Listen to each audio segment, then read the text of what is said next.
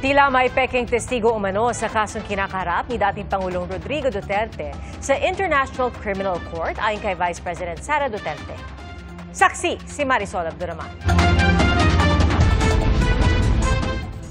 Mula sa The Hague, Netherlands, may aligasyon si Vice President Sara Duterte tungkol sa mga ihaharap na saksi sa International Criminal Court laban sa amang si dating Pangulong Rodrigo Duterte.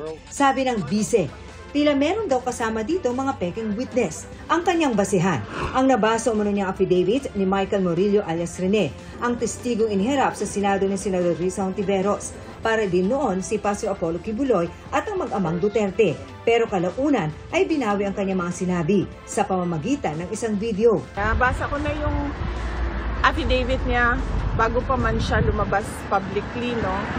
In fact, merong mga nakalagay doon na nakasama niya ang mga witnesses ko, no, ng ICC doon sa isang bahay kung saan siya pinatira ni Senator Hontiveros.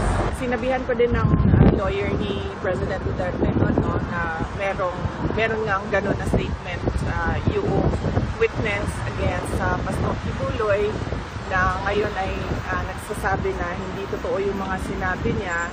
Sinabi niya na nakasama niya sa tirahan mga witnesses ng ICC. Aligasyon ni Murillo, binayaran umano siya noon para humarap sa pagdinig ng Senado, kaugnay ng mga pang-aabuso umano ng pastor. Sabi ng bise, seryoso ang aligasyon, kaya dapat daw maghain ng kaso si Murillo. It should be answered, no? Clearly kung ano ba talaga ang nangyari, and kung sa tingin ni alias Rene na dapat siya ay mag-file din ng kaso, ay dapat gawin niya din yon para nasasabi niya yung totoo sa loob ng korte at nakakasagot din ng maayos yung mga akusado sa loob din ng korte.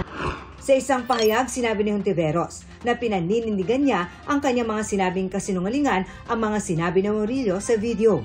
Kung meron daw bagong affidavit si Murillo na naglalaman ng mga kasinungalingan laban sa kanya at mga biktima ni Kibuloy, sa tingin niya, maaari siyang kasuhan ng perjury.